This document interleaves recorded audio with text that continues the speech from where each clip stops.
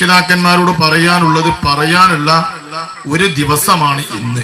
അഥവാ ഇന്നത്തെ ദിവസം മദ്രസ വിദ്യാർത്ഥികളുടെയും ഉസ്താദുമാരുടെയും ഒരു പ്രത്യേക ദിവസമാണ്. അത് പഴയ കാലങ്ങളിലാണ് പോരുന്നത്. അന്ന് എല്ലാ ആളുകളും നമ്മുടെ പരിപാടിയിൽ സംബന്ധിക്കും. എല്ലാ ആളുകളെയും നമുക്ക് ഉസ്താദുമാർക്ക് പറഞ്ഞു കൊടുക്കാൻ കിട്ടുകയും ചെയ്യും.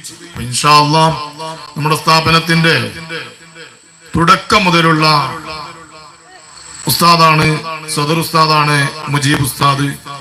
അതുപോലെ തന്നെ നമ്മുടെ സയ്യിദ് ഉസ്താദ് ഒക്കെ. സദർ ഉസ്താദായ ഉസ്താദിനിക്ക് ഒരുപാട് കാര്യങ്ങൾ പറയാനുള്ളത് കൊണ്ട് തന്നെ അധ്യക്ഷ പ്രഭാഷണത്തിൽ ചേർക്കേണ്ടതുണ്ടാവും. ആയതുകൊണ്ട് തന്നെ ഉദ്ഘാടന പ്രഭാഷണം നീട്ടിക്കൊണ്ടുപോകാതെ എന്റെ പ്രിയപ്പെട്ട മുഅ്മിനീങ്ങളെ, പ്രത്യേകിച്ച് മുസ്ലിമായി നാം ജീവിക്കുമ്പോൾ നമുക്ക് ഒരുപാട് കടമകളുണ്ട്. മുസ്ലിമായി ജീവിക്കുമ്പോൾ ഒരുപാട് കടമകൾ നിർവഹിക്കാൻ കടപ്പെട്ടവരാണ് നാം എല്ലാവരും. ചെറിയൊരു വിഷയം നിങ്ങളുടെ ശ്രദ്ധയിൽപ്പെടുത്തുകയാണ്. മഹാനായ ഉമർ ബിനുൽ ഖത്താബ് റളിയല്ലാഹു അൻഹു, ഉമർ ബിനുൽ ഖത്താബ് റളിയല്ലാഹു അൻഹു വഫാത്തായി 12 വർഷം കഴിഞ്ഞതിന് ശേഷം മഹാനായ അബ്ദുല്ലാഹി ബിൻ ഉമർ റളിയല്ലാഹു അൻഹു പിതാവായ അമീറുൽ മുഅ്മിനായ ഉമർ ബിനുൽ ഖത്താബ് തങ്ങളെ സ്വപ്നത്തിൽ കാണുകയാണ്. കാണുന്ന രംഗം മഹാനായ ഉമർ ബിനുൽ ഖത്താബ് തങ്ങളുടെ നെറ്റിത്തടം വിയർത്ത് വല്ലാതെ ബേജാറിലായി കിടക്കുന്നതാണ് അബ്ദുല്ലാഹി ബിൻ ഉമർ റളിയല്ലാഹു തആല അൻഹു കണ്ടത്.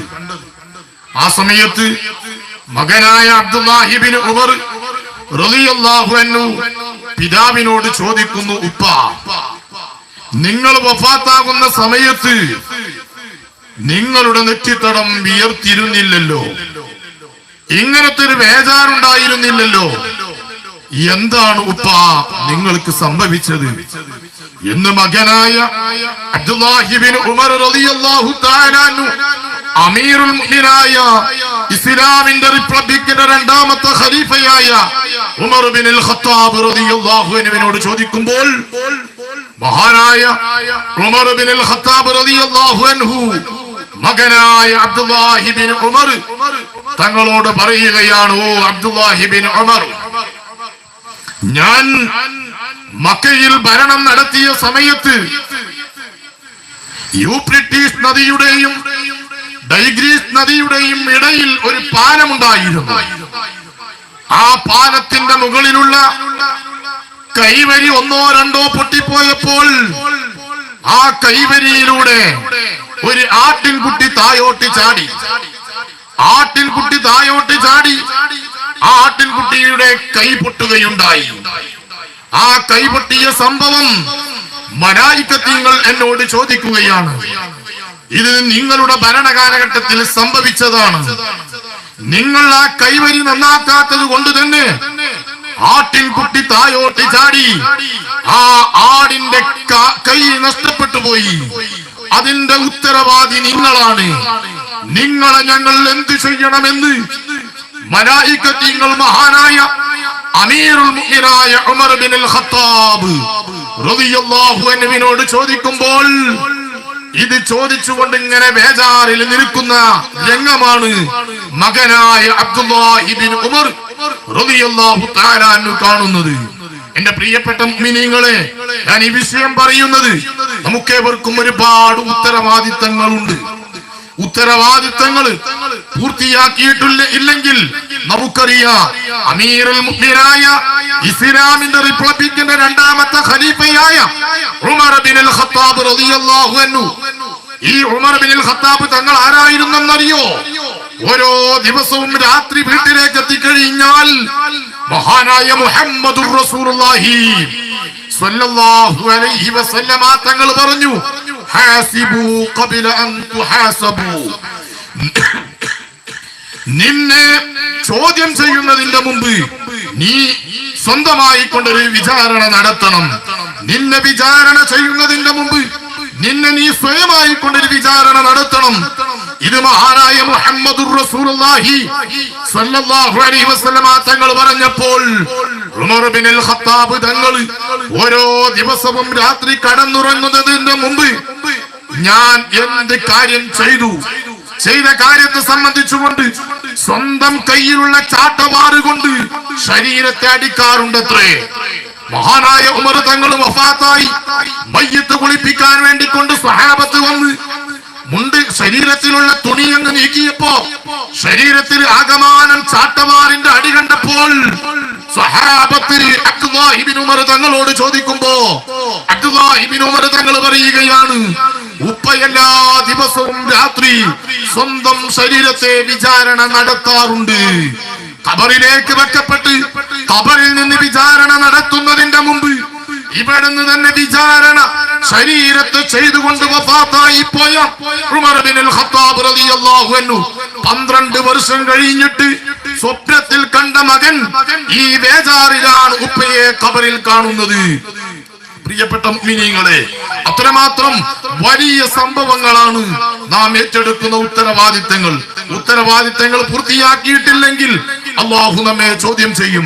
പിന്നെ എങ്ങനെയാ ഉമർ ഇബ്നുൽ ഖത്താബ് തങ്ങൾ കഴിച്ചിലായത്? അല്ലാഹു സുബ്ഹാനഹു വ തആല മലായികത്തോട് പറഞ്ഞു, ഓ മലായികത്തെ, ഉമറിനെ വെറുതെ വിടണം. എന്തേ കാരണമെന്നറിയോ?